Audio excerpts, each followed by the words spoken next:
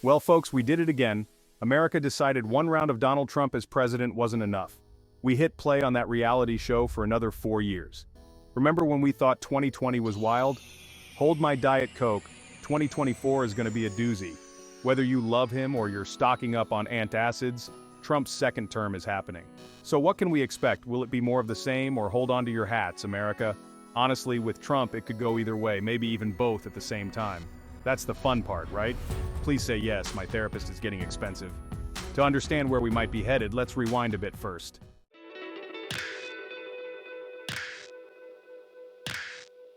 Before Trump, the presidency was like that predictable uncle at Thanksgiving.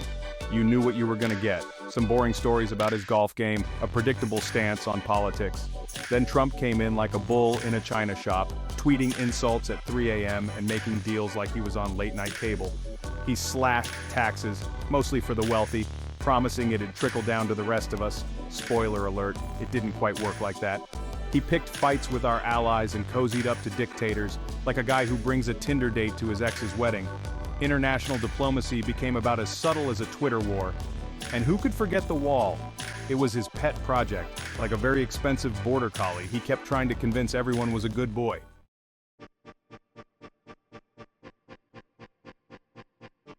During his campaign, Trump promised more of the same. More tax cuts, tough talk on trade, and more wall. He painted America as a fortress, like a gated community with aggressive security. He promised to bring back jobs, even though many were automated out of existence. Promises are easier to make than to keep, especially with a Congress still figuring out how to pronounce your name. While Trump might want to turn back the clock, the world has moved on.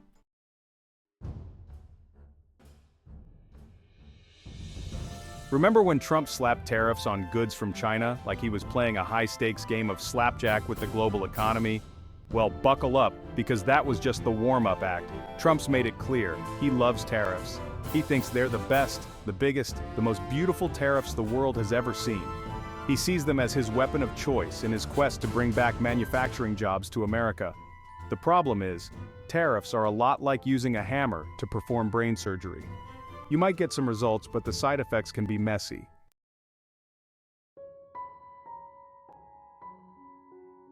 Section 2, Winners and Losers, Who Benefits from a Trade War?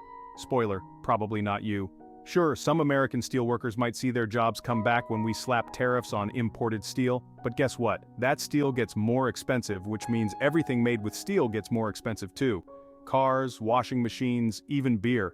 Suddenly everything's costing you more at the checkout. And those manufacturing jobs he promised to bring back? Many companies just ended up automating those jobs away to avoid the tariffs altogether. So, while Trump's busy tweeting about winning trade wars, it's often American consumers and businesses who end up footing the bill. It's like going out to dinner with a friend who insists on picking up the check, then orders the most expensive thing on the menu and leaves before the bill arrives.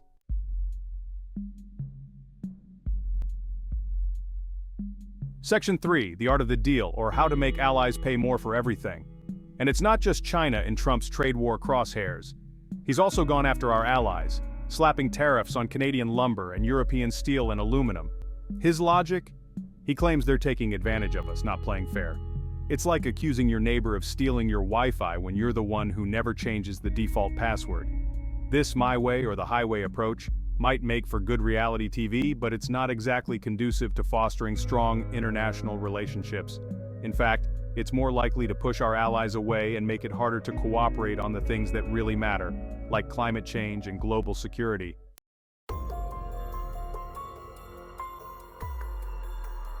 Section 4, The Future of Trade, More Uncertainty Ahead. So, what can we expect from Trump on trade in his second term? If his first term was any indication, it's likely to be a bumpy ride. He's shown a willingness to use tariffs aggressively, even if it means disrupting global markets and alienating allies. Whether this approach will ultimately benefit the American economy remains to be seen. One thing's for sure though, hold on to your wallets, folks, because things are about to get interesting.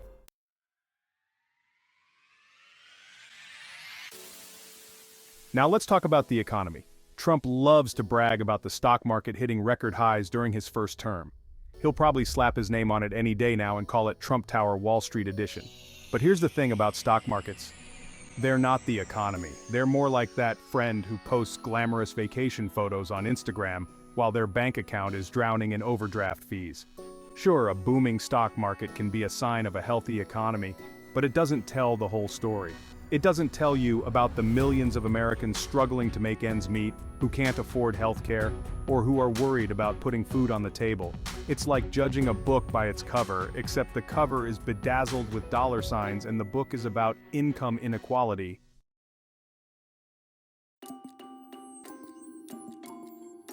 One of Trump's signature economic policies was his massive tax cut, passed in 2017.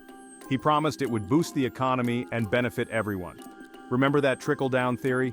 Give tax breaks to the wealthy and corporations, and the benefits will magically trickle down to the rest of us. It's like peeing in a swimming pool and expecting everyone to get a refreshing drink. So what happened? Well, the rich got richer, corporations used their tax windfall to buy back their own stock, and the federal deficit ballooned. Meanwhile, wages for most Americans remained stagnant, and income inequality continued to widen. It's like giving a bonus to the head chef while the waiters are working for tips and hoping for some crumbs to fall off the kitchen counter.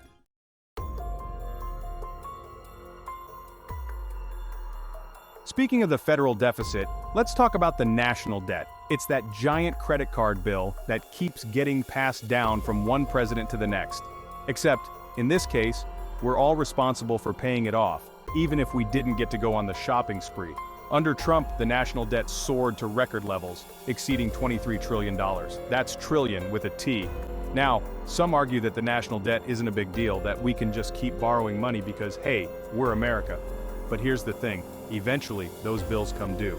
And when they do, it's usually future generations who are stuck paying the price. It's like throwing a party, maxing out all your credit cards, and then leaving your kids to deal with the debt collectors. Responsible, right?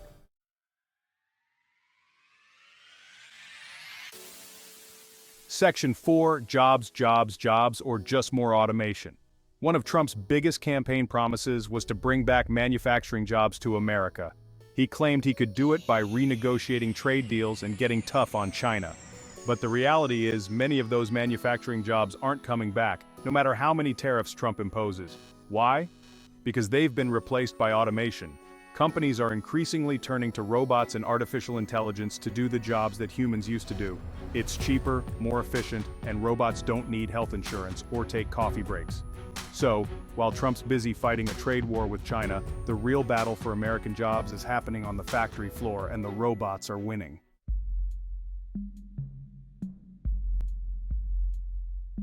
Section 1. America First, World Second, Navigating Global Relationships. Remember when America was like that popular kid in high school everyone wanted to be friends with? We had cool bands, awesome jeans, and a seemingly endless supply of optimism. Well, under Trump we became that kid who started wearing a leather jacket to prom, blasting heavy metal in the hallways and picking fights with the chess club. America First was Trump's motto, and boy did he mean it. He questioned long-standing alliances, cozied up to dictators, and generally treated international diplomacy like a hostile takeover. Gone were the days of carefully worded statements and multilateral agreements. Instead, we got Twitter rants and trade wars, all delivered with the subtlety of a wrecking ball.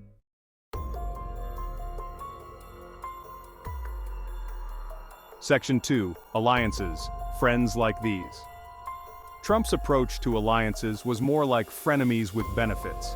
He saw them as transactions, purely about what other countries could do for us, not about shared values or mutual respect. He badgered NATO allies about their defense spending, threatened to pull out of the Iran nuclear deal, and imposed tariffs on Canadian steel, like a guy who constantly complains about his friends not paying their fair share at dinner, even though he ordered the lobster. This transactional approach might work in the world of real estate, but it's not exactly a recipe for building trust and cooperation on the global stage.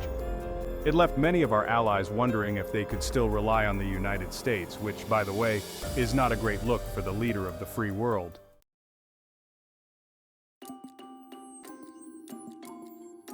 Section 3. International organizations, who needs them? Trump's disdain for international organizations was no secret. He pulled the US out of the Paris Climate Agreement, the Iran nuclear deal, and the World Health Organization, like a guy who storms out of a book club because they didn't like the ending. His reasoning? He claimed these organizations were taking advantage of the US, holding us back, and generally being unfair. Now, whether you agree with those organizations or not, the reality is that global problems require global solutions. Climate change, pandemics, terrorism, these are not issues that any one country can solve on its own. By withdrawing from these organizations, Trump essentially took the US off the playing field, making it harder to address these challenges effectively.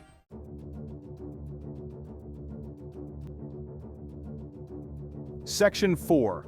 The world according to Trump: unpredictability on the world stage. Perhaps the most defining characteristic of Trump's foreign policy was its unpredictability.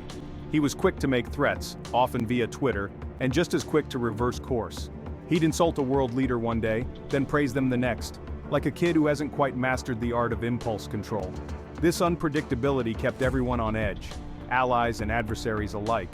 It made it difficult to negotiate agreements, build trust, or predict how the US might react to a given situation. In short, it turned the world into a much more chaotic and uncertain place. And as we all know, chaos and uncertainty are rarely good for business, diplomacy, or world peace.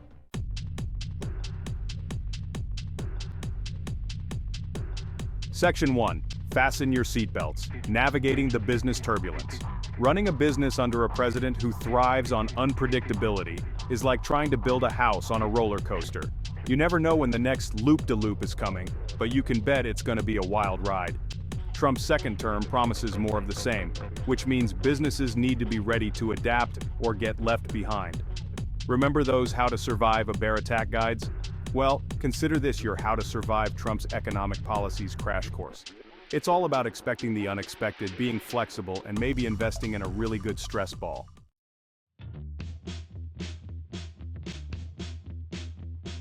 Section 2. Tariff tango: pricing, sourcing, and supply chain shuffle. If there's one thing we've learned from Trump's trade wars, it's that tariffs can pop up faster than a mole in a game of whack-a-mole. One minute you're importing steel from Canada, the next minute, bam, you're hit with a 25% tariff. And suddenly your profit margins are thinner than Trump's patience during a press conference. Businesses need to be nimble. That means diversifying your suppliers, exploring alternative sourcing options, and building flexibility into your pricing models. It's not about playing favorites with trading partners. It's about playing it smart and not putting all your eggs in one basket, especially if that basket is made in China and Trump's holding the tariff hammer.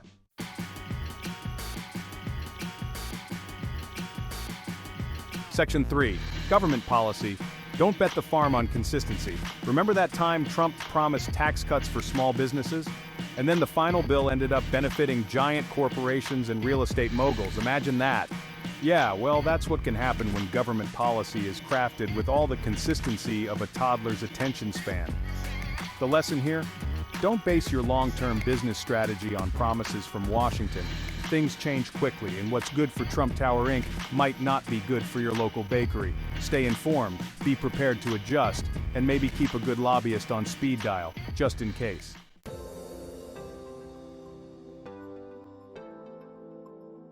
Section 4. Global gamble: diversification is your new best friend. Remember when going global was the holy grail of business expansion? Well, under Trump's America First agenda, the world became a bit more complicated. Trade wars, shifting alliances, and an overall air of uncertainty made international business a risky proposition. So, what's a savvy business to do? Diversification is key. Don't put all your eggs in one geographical basket. Explore opportunities in stable, growing markets, even if they're not the ones Trump's currently tweeting about. And remember, hedging your bets isn't just about minimizing risk. It's about maximizing your chances of success in a world where the only constant is change.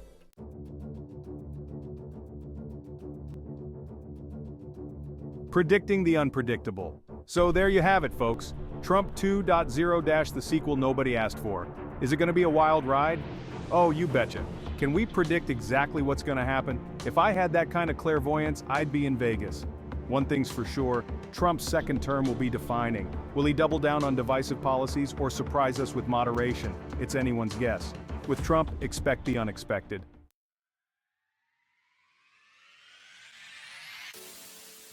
Stay informed, stay engaged. It's your future on the line. The decisions made over the next 4 years will have a profound impact on all of us. From the economy to healthcare to foreign policy, the stakes are high. So don't sit this one out. Stay informed, read beyond the headlines, question everything, engage in thoughtful discussions, even with those who hold different views. Get involved in your community and support causes you believe in. So let's get to work, America.